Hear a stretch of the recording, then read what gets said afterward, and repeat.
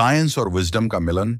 Manifest एक philosophy और self development practice है जो आपको अपने लक्ष्यों तक पहुंचने, सेल्फ लव विकसित करने और अपना सर्वश्रेष्ठ जीवन जीने में मदद करता है।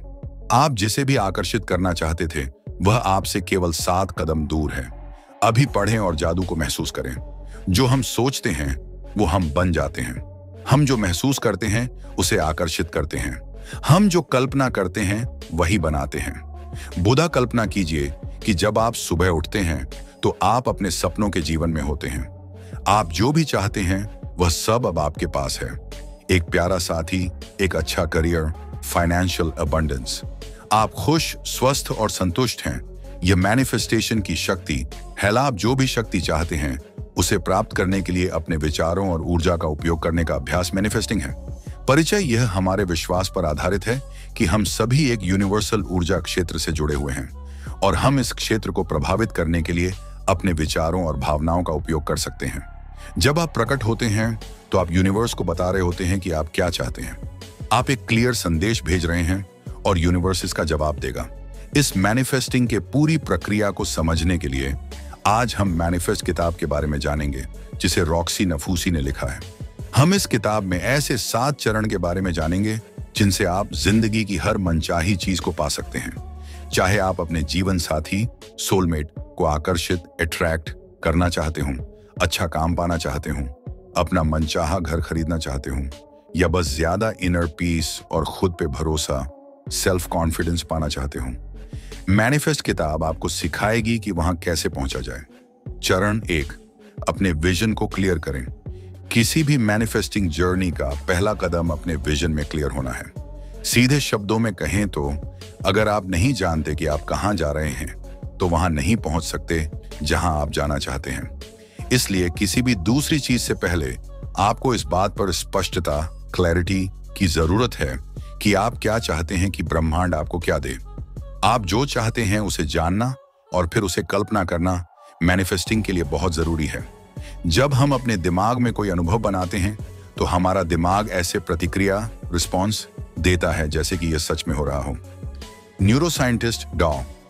तारा स्वॉर्ट द सोर्स में बताती हैं कि विजुअलाइजेशन काम करता है क्योंकि बाहरी दुनिया में किसी घटना को सीधे अनुभव करने और उसी घटना की विजुअलाइजेशन में कल्पना की गई छवि, इमेज के बीच हमारे दिमाग में बहुत कम अंतर होता है।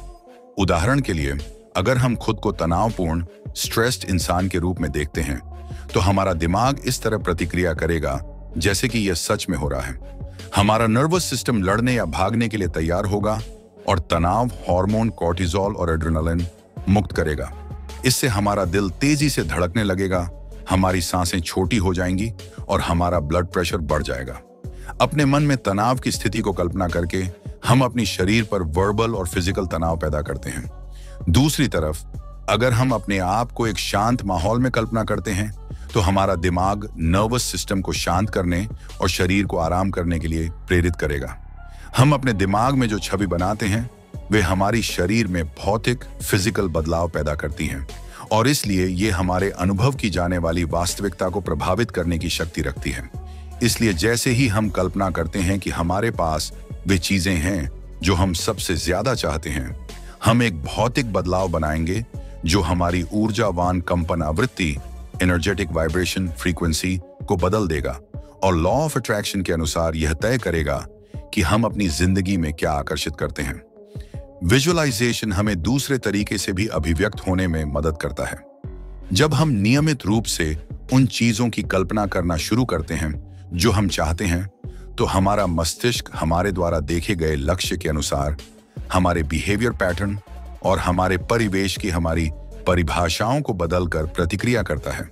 यह अधिक समझने योग्य हो जाता है और नए अवसरों को खोलता है जो हमारे विजुअलाइजेशन के साथ बातचीत करते हैं, साथ ही अवांछित जानकारी को फिल्टर करते हैं जो लक्ष्य के लिए आवश्यक नहीं है।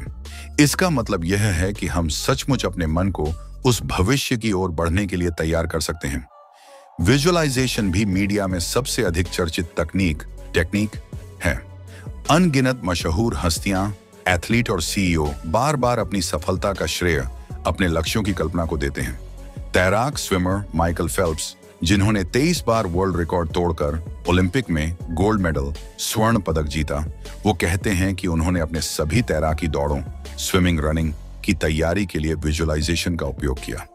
वह न केवल जीतने की कल्पना करता है, बल्कि यह भी कल्पना करता है कि अगर चीज गलत होती तो खुद को उनसे आगे निकलते हुए भी कल्पना करते हैं। इस तरह आसान से लेकर मुश्किल परिस्थिति को कल्पना करके और उसके अनुसार अभ्यास, प्रैक्टिस करके हमेशा सर्वोत्तम परिणाम को हासिल करते हुए कल्पना, इमेजिनेशन करके वह हर स्विमिंग रन में जीतने के लिए पूरी तरह से तैयार हो जाते थे। हालांकि असरदार, इफेक्टिव विजुअलाइजेशन का असली रहस्य, सीक्रेट, यह समझने में है कि सिर्फ उन चीजों को देखना काफी नहीं है जो आप अपने दिमाग में चाहते हैं।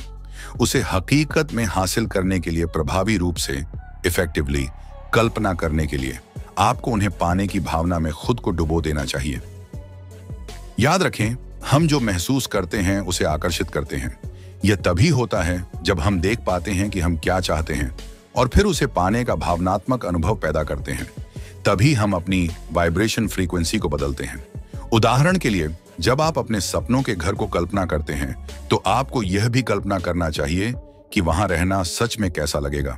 हम जो चाहते हैं उसे पाने की भावना, फीलिंग जितनी ज्यादा तेजी से हम पैदा कर सकते हैं, वह उतनी ही आसानी से हमारे पास आ जाएगी। इसी तरह अगर आप अपने जीवन साथी से मिलना चाहते हैं तो न सिर्फ अपने आदर्श साथी की कल्पना करने की कोशिश करें, बल्कि यह भी देखें कि वह रिश्ता आपको कैसा महसूस कराएगा। क्या आप उनके साथ बिना शर्त प्यार, सुरक्षा, सिक्योरिटी, वार्मथ और एक साथ एक घर में खुशी से रहने की भावना जगा सकते हैं? जब भी हम अपने अंदर संतुष्टि, सेटिस्फैक्शन, खुशी, खुद पे भरोसा और प्यार जैसी भावना पैदा करने के लिए विजुअलाइजेशन का इस्तेमाल करते हैं, तो हम अपनी वाइब्रेशनल फ्रीक्वेंसी या हमारी वाइब्स को बढ़ाते हैं, जो हमें हाई वाइब्रेशन को अपनी तरफ वापस आकर्षित करने की अनुमति देती है। अपना विजन बोर्ड बनाएं। अगर आप ऑनलाइन सर्च करते हैं तो आपको विजन बोर्ड बनाने के कई अलग अलग तरीके मिलेंगे। ऐसा करने का कोई सही या गलत तरीका नहीं है। आप किसी भी तरह से एक विजन बोर्ड बना सकते हैं। बस कुछ ऐसा बनाएं जो आपको उस जिंदगी की कल्पना करने में सबसे अच्छी तरह मदद करता हो जिसे आप हकीकत में पाना चाहते हैं। आप विजन बोर्ड के डिजाइन को इस तरह से बना सकते हैं। सीन सेट करें, कुछ मोमबत्तियां जलाएं, कुछ आराम करने वाला संगीत बजाएं, शांति बनाएं और शांति से बैठ जाएं। अपनी विजन बोर्डिंग अभ्यास का मजा लेने और उसमें शामिल होने के लिए एक समय तय करें। अपना मीडियम चुनें, कार्ड या कागज की एक बड़ी शीट लें और चुनें कि आप अपने लक्ष्य को किस अलग अलग रंग के कलम से लिखना पसंद करेंगे, बुलेट पॉइंट्स, बिंदुओं में या प्रवाह विवरण में। यदि आप छवियों का उपयोग करना चाहते हैं तो उन्हें स्वयं बनाएं। पत्रिकाओं, मैगजीन्स या समाचार पत्रों से तस्वीरें या शब्द काट लें जो वे चीजें दिखाते हैं जो आप अपने जीवन में हासिल करना चाहते हैं।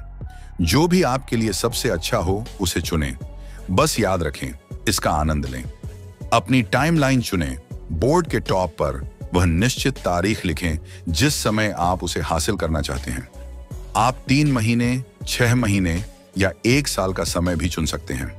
कभी कभी लोगों को यह जानने और कल्पना करने में मुश्किल होती है कि वे 1 साल या 5 साल में अपनी जिंदगी को कैसा देखना चाहते हैं। अगर आप थोड़ा अटका हुआ महसूस कर रहे हैं तो याद रखें, आप हमेशा एक अलग टाइमलाइन चुन सकते हैं जो आपको अच्छा फील करवाएं और आपके हिसाब से लगे कि इस समय में आपका लक्ष्य हासिल किया जा सकता है। 4 जोन में आए। इससे पहले कि आप अपने बोर्ड में चीजें जोड़ना शुरू करें, तय करें कि आप उस पल में हैं और पहले से ही आपके भविष्य की उस भावना को हकीकत रूप दे रहे हैं। एक पल के लिए रुकें, कुछ गहरी सांसें लें और कल्पना करें कि आप अब से ठीक 6 महीने, 1 साल या 5 साल बाद उस पल को जी रहे हैं। जब आप अपने आप से यह सवाल पूछें तो अपने मन में एक स्पष्ट और लाइव छवि बनाएं। आप अपने अंदर कैसा महसूस करते हैं? किस तरह के संबंध आपके आसपास हैं? आप किस तरह के घर में रहते हैं? आपका पेशा, ऑक्यूपेशन क्या है? आपको किस बात पर सबसे ज्यादा गर्व है? आप अपनी जिंदगी में क्या बदलना चाहते हैं? या क्या आप वैसे ही रहना चाहते हैं? जैसे ही आप इन सवालों का जवाब देते हैं, अपने आप को अपने सपनों, इच्छाओं और चाहतों में पूरी तरह से मुक्त होने दें। डर को अपनी कल्पना पर हावी न होने दें। इसके बजाय अपने दिमाग की नजर को ठीक उसी जगह पर ले जाइए जहां आप जाना चाहते हैं। जैसे ही आप उस पल में डूबते हैं, अपने भविष्य की छवि को हकीकत में होते हुए देखें। अपने विजन बोर्ड को 6 श्रेणियां कैटेगरीज में बांटें। व्यक्तिगत विकास, पर्सनल डेवलपमेंट, मतलब आपका व्यक्ति स्तर पर विकास कि आप अपने अंदर कैसा महसूस करना चाहते हैं।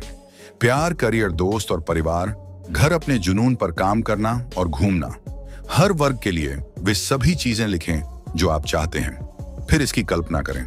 अगर आप कट आउट छवि का इस्तेमाल कर रहे हैं, जैसे आपके सपनों के घर की छवि, तो उन्हें अपने विजन बोर्ड पर चिपकाएं। हर वर्ग के लिए कम से कम 3 चीजें रखने की कोशिश करें। आप जितनी चाहे उतनी छवि लगा सकते हैं। इसे दूर रख दें। अपना विजन बोर्ड बनाने के बाद उसे कहीं सुरक्षित जगह पर रख दें और उसे समय समय पर देखते रहें। टॉप पर लिखी गई तारीख पर उसे वापस देखने के लिए एक रिमाइंडर सेट करें। चरण 2, डर और शक, डाउट को दूर करें।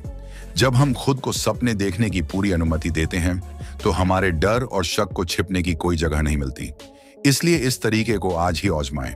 अगर आपका पिछला विजन बोर्ड डर और शक से सीमित था, तो वापस जाएं और इसे अभी संपादन, एडिट करें, या एक नया विजन बोर्ड बनाएं जो ईमानदारी से उन सभी चीजों को रिफ्लेक्ट करता हो जो आप सच में चाहते हैं। बड़े सपने देखो और पीछे मत हटो। इसके लिए सबसे पहले अपने डर, डाउट और शक को पहचानें। जब आप उन सभी चीजों को देखते हैं जिन्हें आप अपनी जिंदगी में आकर्षित करना चाहते हैं, तो आपको सबसे पहले खुद के लिए ओपन माइंडेड और ईमानदार रहना चाहिए, ताकि यह पहचान सकें कि अभी आपके मन में क्या डर और शक है। अपने आप से कुछ सवाल पूछकर इसे पहचानने की शुरुआत करें। क्या आप सचमुच मानते हैं कि आप इसके लायक हैं? क्या आप इसे संभाल सकते हैं? क्या लक्ष्य आपके लिए संभव है? इसे लेकर अभी आपके मन में क्या असुरक्षाएं हैं? कौन सी मान्यताएं, बिलीफ्स आपको रोक रही हैं? आप सिर्फ उस एक चीज के बारे में सोचने के लिए कुछ समय निकालें जिसे आप अभिव्यक्त, मैनिफेस्ट करना चाहते हैं। इसे अपने मन की आंखों में साफ साफ देखें और फिर कुछ मिनट यह पहचानने की कोशिश में बिताएं कि जब आप सच में इसे पाने के बारे में सोचते हैं, तो आपके मन में क्या डर और शक आते हैं। जितना हो सके उतने डर और शक को पहचानने की कोशिश करें और उन्हें लिखें। ध्यान दें, आपकी अंदरूनी आवाज चाहे कितनी भी शांत हो, अगर वह आपको खुद पर पूरा विश्वास करने से रोकती है, तो इस पर रोशनी डालें। भले ही आपके विचार विसंगत, इलॉजिकल लगें, उन्हें लिख लें। अपने डर और शक की हर डिटेल को जानने से ही आप उसे दूर कर सकेंगे। उन डरों और संदेहों पर एक नजर डालें जिन्हें आपने अभी पहचाना है और इसे समझें। ये सीमित मान्यताएं, लिमिटिंग बिलीफ्स और असुरक्षा, इनसिक्योरिटीज ही हैं जो आपको अपनी बेस्ट जिंदगी जीने से रोक रही हैं। आप उनके बारे में जितना ज्यादा जागरूक होंगे, वे उतनी ही शक्तिहीन, पावरलेस होती जाएंगी, क्योंकि हर आत्म विकास यात्रा, सेल्फ डेवलपमेंट जर्नी के लिए जागरूकता हमेशा शुरुआती बिंदु होता है। बस इस अभ्यास को पूरा करें ताकि आप अपनी सीमा की विश्वास, बिलीफ्स को पहचान कर उन्हें ठीक करने की प्रक्रिया की शुरुआत कर दें। वास्तविक जीवन में आप जो कुछ भी हासिल करना चाहते हैं, उसके लिए इस अभ्यास को दोहराएं, या आप इसे किसी भी समय उपयोग कर सकते हैं जब आप प्रतिबंधात्मक विचारों या विश्वासों के कारण फंसा हुआ महसूस करते हैं। अपने रोजमर्रा के विचारों के प्रति सचेत पर्यवेक्षक बनें। आप इन्हें जितनी आसानी से पहचान सकेंगे, उतनी ही जल्दी आप इन्हें कमजोर कर सकेंगे और अपनी वांछित मान्यताओं को मजबूत कर सकेंगे, जो आपको सफलता की ओर ले जाएगा। डर और शक को दूर करने के लिए यह 2 तरीका काफी ताकतवर, पावरफुल हैं। अपने विचारों पर नियंत्रण रखें। हमारे विचार हमारी वास्तविकता को आकार देते हैं। याद रखें, विचार भावनाएं उत्पन्न करते हैं और विभिन्न भावनाओं की कंपन आवृत्तियां अलग अलग होती हैं। मतलब यह है कि यदि आप अपने विचारों को नियंत्रित कर सकते हैं, तो आप अपनी भावनात्मक स्थिति को बदल सकते हैं, और यदि आप अपनी भावनात्मक स्थिति को बदलते हैं, तो आप अपने कंपन को बदल सकते हैं। यदि आप अपना कंपन बदलते हैं, तो आप अपनी वास्तविकता बदल देते हैं। इसलिए जब आप सचेत, कॉन्शियस रूप से सकारात्मक और मजबूत विचारों को चुनते हैं जो हाई वाइब्स भावनाओं जैसे आत्मविश्वास, उत्साह और आशा को ट्रिगर करते हैं, तो आप आकर्षण के नियम, लॉ ऑफ अट्रैक्शन के माध्यम से अपने जीवन में अधिक प्रचुरता को आकर्षित करेंगे। लेकिन यदि आप डर और संदेह को लगातार खुद को एक नकारात्मक आवाज या आंतरिक आलोचक के रूप में व्यक्त करने की अनुमति देते हैं, तो वे आपके आत्म मूल्य को कम कर देंगे और कम जोश वाली भावनाएं जैसे डर, शर्म, हताशा या चिंता पैदा करेंगे, जो ट्रिगर होगा और आपकी वांछित चीजों को अभिव्यक्त करने में बाधा बनेगा। अपनी भाषा पर ध्यान दें। इस बारे में बात करें कि आप क्या चाहते हैं, न कि उस बारे में जो आप नहीं चाहते हैं। अगर आप किसी ऐसी चीज के बारे में बोलना चाहते हैं जो सच में नहीं पाना चाहते, तो अपने दिमाग में पहले यह कल्पना कर लेते हैं कि अगर ऐसा हुआ तो कैसा महसूस होगा। इसलिए जब हम किसी ऐसी चीज के बारे में बात करते हैं जो हम नहीं चाहते हैं, तब भी हमारा अवचेतन मन, सबकॉन्शियस माइंड, मानसिक रूप से और भावनात्मक, इमोशनली रूप से इसे महसूस करता है। जैसा कि अब हम जानते हैं, यह हमारी कंपन, वाइब्रेशंस को कल्पना किए हुए मनचाहे अनुभव में बदल देगा और फिर हम उसी को आकर्षित करेंगे। इसीलिए जितना ज्यादा हम उस पर बात करेंगे जो हम नहीं चाहते हैं, उतना ही ज्यादा वह हमारे सामने आएगा। इसलिए आप उस बारे में ज्यादा बात करें जो चाहते हैं। चरण 3, अपने व्यवहार को संरेखित, अलाइन करें। कल्पना करें कि आप एक सफल नया बिजनेस बनाना चाहते हैं। इसके लिए यह 2 तरह के व्यवहार है। पहला यानी वर्जन ए आपको उस तक पहुंचने से रोकता है, और दूसरा वर्जन बी वहां तक पहुंचने के लिए प्रेरित करता है। वर्जन ए, अस्वीकृति का डर, आपको नई चीजों तक पहुंचने से रोकता है। आपके निर्णय लेने का डर आपको अपनी ऑनलाइन मार्केटिंग करने से पहले देखना है। आपके फैसले में सबसे बड़ी जरूरी है कि आप ऑनलाइन मार्केटिंग से निवेश करना चाहते हैं, और असफलता का डर आपको अच्छा मौका को देखना और जोखिम लेने से रोकता है। आप इस तरह का व्यवहार करते हुए विकास और विस्तार की संभावना रखते हैं, बिना अपने कंफर्ट जोन में खोए रहते हैं। वर्जन बी, आप हर नए संभावित ग्राहक तक पहुंचते हैं। आप खुद को ज्यादा से ज्यादा मार्केट करते हैं। जहां जरूरत लगे, आप काबिल लोगों से सलाह, एडवाइस लेते हैं। आप अपने काम को बढ़ाने के लिए टीम बनाने के उद्देश्य, पर्पस से काबिल लोगों को ढूंढते रहते हैं। आप संभव मौकों को देखते हैं और उन्हें समझते हैं। आप मार्केट डिमांड के हिसाब से मार्केट में नए प्रोडक्ट लाने के लिए तरीके ढूंढते हैं, और इसके लिए जरूरी समय, ऊर्जा और पैसों का निवेश, इन्वेस्टमेंट करते हैं। बिजनेस को सफल बनाने के लिए आप अपनी तरफ से जो बेस्ट कर सकते हैं वह करते हैं। यह व्यवहार आपके बिजनेस को नए लेवल तक ले जाएगा। वर्जन बी वाला इंसान अपने लक्ष्य तक जरूर पहुंचेगा, और वर्जन ए वाले की तुलना में ज्यादा खुश और आशावादी, ऑप्टिमिस्टिक भी होगा। तो सबसे पहले आप यह तय करें कि क्या बनना चाहते हैं, और उसके लिए जरूरी व्यवहार और आदतों को अपनाना शुरू कर दें। आप भविष्य में जैसा बनना चाहते हैं वैसा व्यवहार करने के लिए कुछ अभ्यास हैं। सबसे पहले आप अपने भविष्य को कल्पना करने के लिए कुछ समय निकालें। इस विजुअलाइजेशन प्रैक्टिस में पूरी तरह से डूब जाएं और अपने उस सेल्फ को कल्पना करें जो टॉप पर है, जिसके पास वह सब है जो आप सोचते हैं। इसे जितना हो उतना हकीकत महसूस करें।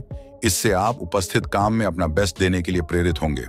अब अपने आप से यह सवाल पूछें, आपको उसके लिए अभी कैसा बिहेव करना चाहिए? ऐसे सेल्फ लविंग, एम्पावर्ड और मैग्नेटिक तरीके से जीने के लिए आपको क्या करना है? उन 5 चीजों की एक सूची बनाएं जो आप भविष्य में स्वयं करेंगे। ये वो चीजें हैं जिन्हें आप अभी से अपनी लाइफ में करना शुरू कर दें, ताकि आप अपने भविष्य खुद के और भी करीब पहुंच सकें। जब भी आप उसके बारे में सोचें जो आप बनना चाहते हैं, तो उन तरीकों के बारे में सोचें जो वह अपनाते हैं, ताकि आप इसी पल से अपने व्यवहार को अपने उस वर्जन के साथ अलाइन कर सकें।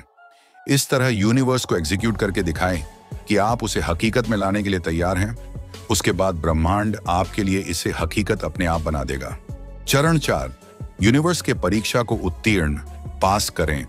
याद रखें, आप जो चाहते हैं उसे अभिव्यक्त करने के लिए आपको विश्वास होना चाहिए कि आप इसके लायक हैं, और आपका व्यवहार उस विश्वास के अनुसार होना चाहिए।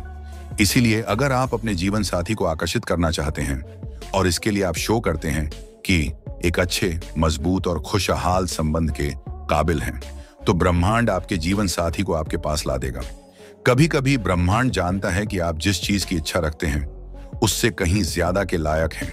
यह आपको वे चीजें नहीं देता जो आप चाहते हैं, क्योंकि यह आपको कुछ बेहतर देना चाहता है। भरोसा रखें कि ब्रह्मांड हमेशा आपके श्रेष्ठ की तलाश में है। अगर आप किसी इंसान के अपनी जिंदगी से चले जाने से उदास हैं, तो चिंता न करें और इस बात को स्वीकार करें कि वह आपके लिए नहीं था। आपके लिए कोई बेहतर इंसान बना है। मैनिफेस्टिंग का मतलब कभी कभी खुद को बेकार चीजों से अलग करना, अच्छी चीजों का इंतजार करना और उस अनुभव से सीखना भी है। अगर आप अपनी मैनिफेस्टिंग जर्नी पर हैं तो परीक्षणों, ट्रायल्स या अवसर के लिए जागरूक हो जाइए। जब वे अपने आप को आपके सामने उपस्थित करते हैं तो उन्हें अपनी वाइब्रेशंस कम करने और अपने रास्ते से भटकने न दें। ब्रह्मांड को यह दिखाकर कि आप खुद को महत्ता देते हैं और आपको विश्वास है कि आप अपनी जिंदगी में वह चीज पाने के काबिल हैं, अपनी मैनिफेस्टिंग की शक्ति को मजबूत करने के लिए उनका इस्तेमाल करें। जब आपको जरूरत हो तो अपने लिए खड़े रहें। भटकाने वाली चीजों को तब तक ना कहें जब तक वे उन सभी जरूरतों को पूरा नहीं करती जो आप चाहते हैं। अस्वीकार, रिजेक्शन का सामना करने पर मजबूत रहें और भरोसा रखें कि सब कुछ वैसा ही होगा जैसा होना चाहिए। कभी कभी आप जीतते हैं, कभी कभी आप सीखते हैं। हर चीज में हमें कुछ मूल्यवान, वैल्यूएबल सिखाने की काबिलियत होती है। चीजों को गलत हो रहा है या सही हो रहा है के रूप में देखने के बजाय आप हर चीज को सीखने, आगे बढ़ने और विकास के मौके के रूप में देखें। जब आप चुनौती को सीखने और सिर्फ उतना ही देखने की कोशिश करते हैं जिनको आप नियंत्रण, कंट्रोल कर सकते हैं, तो आप बहुत सारे फिजूल के तनाव को छोड़ना शुरू कर देते हैं।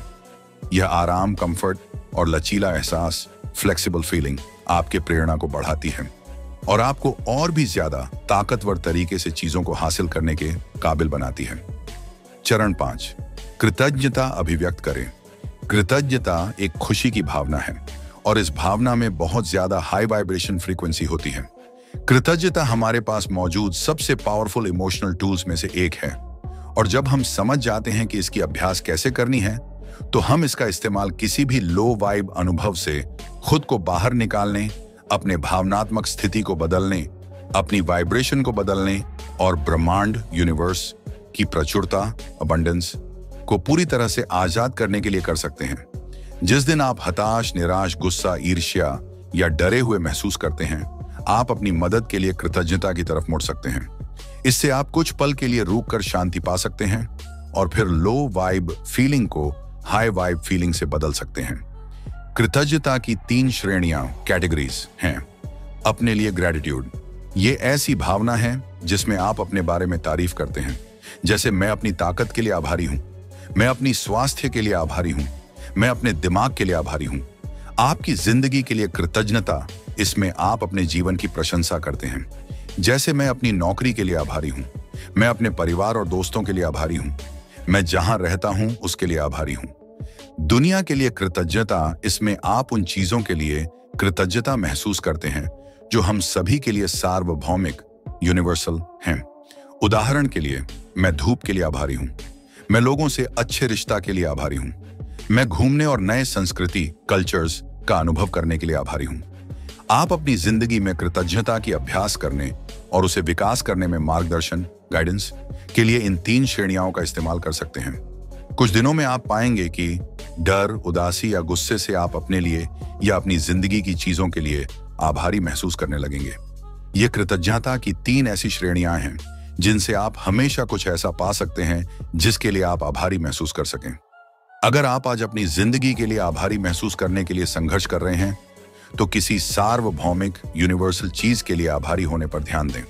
बस याद रखें, अगर आप चीजों के लिए कृतज्ञता होने पर ध्यान देने के लिए समय निकालते हैं तो हमेशा आभारी होने के लिए कुछ ना कुछ होता है। जर्नलिंग भी एक बेस्ट सेल्फ डेवलपमेंट टूल्स में से एक है। ग्रैटिट्यूड जर्नलिंग का उपयोग आपके मस्तिष्क को आपके जीवन में अच्छी चीजों पर ध्यान केंद्रित करने के लिए न्यूरोलॉजिकल स्तर पर लगातार प्रशिक्षित करता है, जिससे यह एक शक्तिशाली मैनिफेस्टिंग अभ्यास बन जाता है। कृतज्ञता जर्नलिंग की अभ्यास करने के 2 तरीके हैं।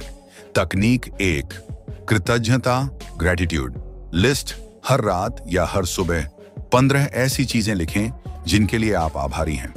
इसके लिए आप पहले बताई हुई तीनों कृतज्ञता, ग्रैटिट्यूड श्रेणियों में से हर एक में से 5 चीजें चुनें।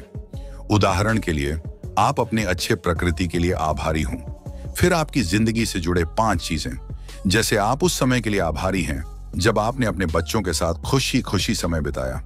और अंत में 5 ऐसी चीजें जिनके लिए आप दुनिया में आभारी हैं। उदाहरण के लिए, साफ पानी और अच्छे मौसम के लिए। तकनीक 2, पॉजिटिविटी मैगजीन। हर दिन के अंत में उस दिन आपके साथ हुई हर एक अच्छी बात को लिखें, आपके जागने से लेकर बिस्तर पर जाने तक।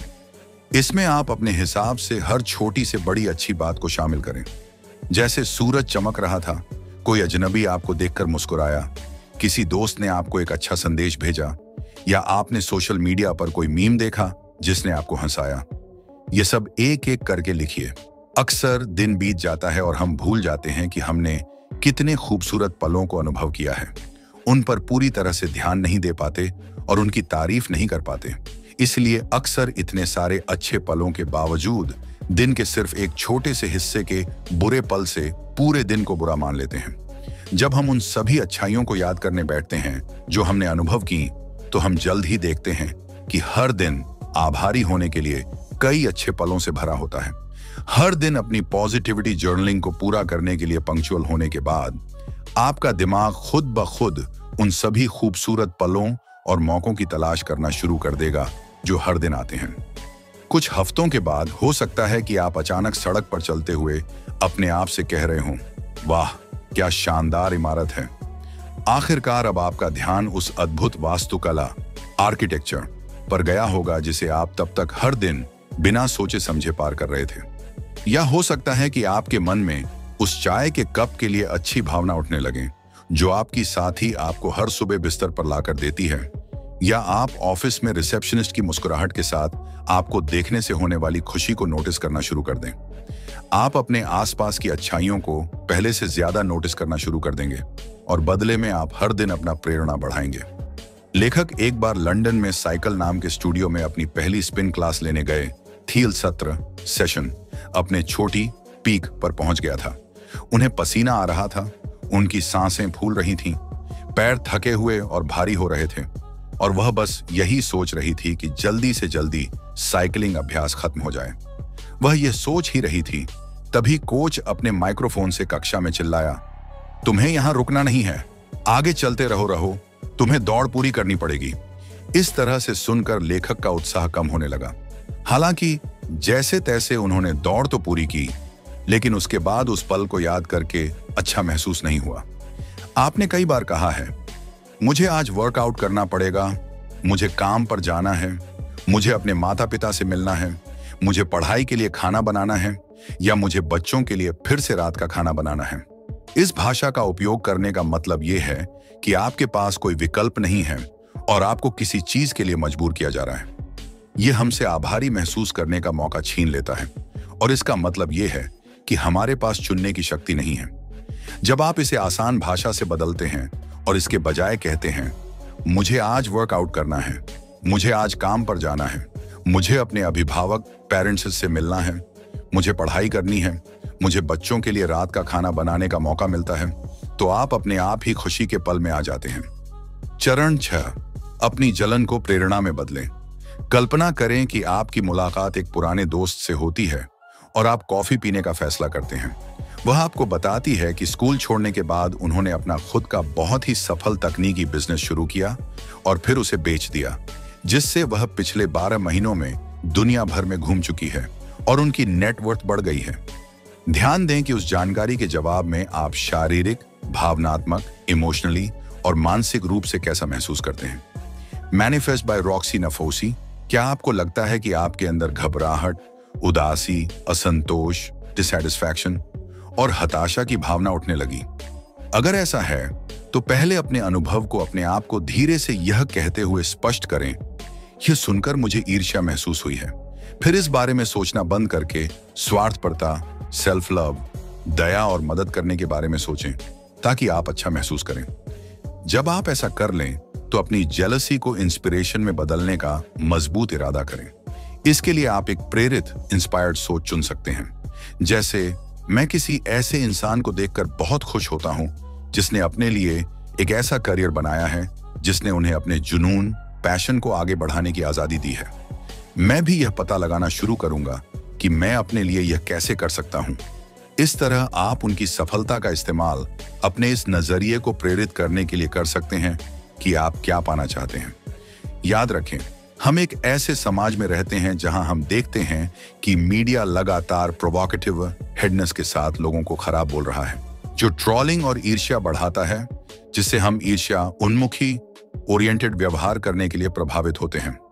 यह हमारे लिए दूसरों को जज करने और उन्हें दोष करने को नॉर्मल बनाता है।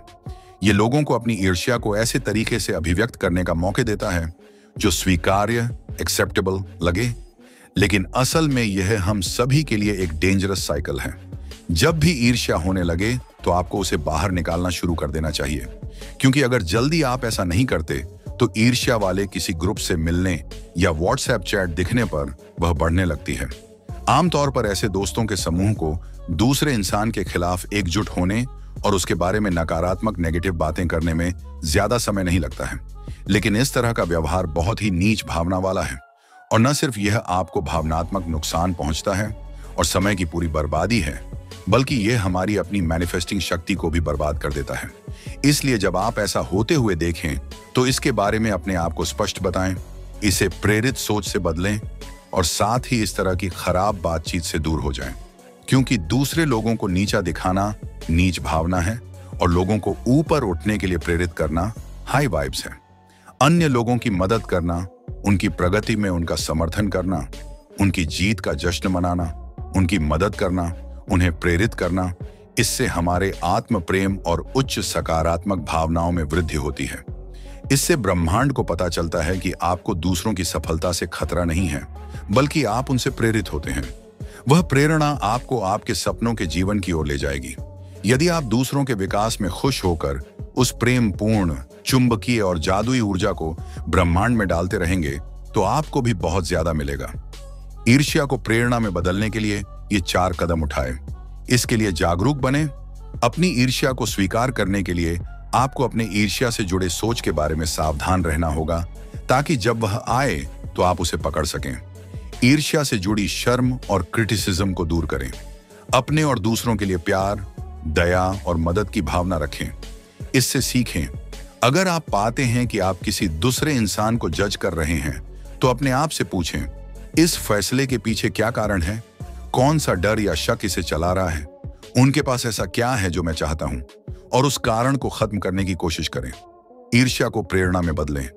हर मौके पर ईर्ष्या को ऐसे सोच से बदल दें जिससे आप प्रेरित महसूस करें और आपको आगे बढ़ने का मौका मिले। चरण 7, ब्रह्मांड पर भरोसा रखें। एक बार जब आप उस जिंदगी को जान लेते हैं जिसे आप पाना चाहते हैं, आपने स्वार्थपरता, सेल्फ लव विकास कर लिया है, डर और शक को दूर कर लिया है, ब्रह्मांड के परीक्षा को पास कर लिया है, अपने व्यवहार को अलाइन कर लिया है, कृतज्ञता को अपना लिया है और अपनी ईर्ष्या को प्रेरणा में बदल दिया है। तो अब आपके लिए जो बाकी है वह है बस विश्वास करना। भरोसा रखें कि ब्रह्मांड आपको वह सब कुछ देगा जिसकी आपको जरूरत है। इस भरोसे को फीलिंग्स ऑफ नोइंग की तरह माने। आपको यह जानना है कि भले ही आपको पता न हो कि यह कैसे होगा, आप बस इतना जानते हैं कि यह होगा। बिना किसी शक के यह मानना है कि जो चीजें आप सबसे ज्यादा पाना चाहते हैं वे आपके पास आ रही हैं। यह विश्वास और अटूट आस्था ही है जो अंत में आपको वह सब कुछ करने में काबिल बनाएगी जिसे आप पाना चाहते हैं। अभिव्यक्त करना नियंत्रण करने के बारे में नहीं है। मैनिफेस्टिंग समर्पण के बारे में है। यह जानने और कल्पना करने के बारे में है कि आप क्या चाहते हैं। उस तक पहुंचने के लिए सक्रिय एक्शन लेते रहें और अपने आप को उस यात्रा के लिए समर्पित कर दें जो अंत में आपको वहां ले जाएगी। आप जो चाहते हैं उसे कल्पना करना गूगल मैप में अपनी डेस्टिनेशन लोकेशन डालने जैसा है। मैप पर भरोसा करके चलते रहने से अंत में आप वहां जरूर पहुंचते हैं। इसमें आप उस कंप्यूटर प्रोग्राम को दिशा देने की अनुमति देते हैं कि कौन से मोड़ लेने हैं, किन सड़कों से बचना है, किस हाईवे पर चलना है, और अगर आप गलत मोड़ लेते हैं तो आपको वापस ट्रैक पर लाने में मदद करता है। आप इस प्रक्रिया को नियंत्रित करने की कोशिश नहीं करते, आप अपना काम करते हैं और इसे अपना काम करने देते हैं। इसलिए मैनिफेस्टिंग के जादू के लिए, समर्पण के लिए आपको उसी तरह उस पर भरोसा करना चाहिए। निष्कर्ष दोस्तों, आइए किताब के सभी 7 चरण को दोहरा लेते हैं ताकि ये सब आपको आसानी से याद रहे। चरण 1, अपने विजन में क्लियर रहें कि आपको क्या चाहिए। चरण 2, डर और शक को दूर करें। चरण 3, अपने व्यवहार को जो बनना चाहते हैं उस इंसान की तरह अलाइन करें। चरण 4, ब्रह्मांड के परीक्षा में उत्तीर्ण करें। आप जो चाहते हैं उसे अभिव्यक्त करने के लिए आपको विश्वास होना चाहिए कि आप इसके लायक हैं और आपका व्यवहार उस विश्वास के अनुसार होना चाहिए। चरण 5, कृतज्ञता, ग्रेटिट्यूड, अभिव्यक्त करें। चरण 6, अपनी ईर्ष्या को प्रेरणा में बदलें। चरण 7, ब्रह्मांड में भरोसा रखें। मैनिफेस्ट किताब की समीक्षा। साइंस और विजडम का मिलन। मैनिफेस्ट एक फिलॉसफी और सेल्फ डेवलपमेंट प्रैक्टिस है जो आपको अपने लक्ष्यों तक पहुंचने, सेल्फ लव विकसित करने और अपना बेस्ट जीवन जीने में मदद करता है। चाहे आप अपने जीवन साथी को आकर्षित करना चाहते हो, सही नौकरी या अपने सपनों का घर ढूंढना चाहते हो, या बस अधिक इंटरनल पीस और आत्मविश्वास की खोज करना चाहते हो, मैनिफेस्ट आपको सिखाएगा कि केवल 7 चरणों में वहां कैसे पहुंचा जाए।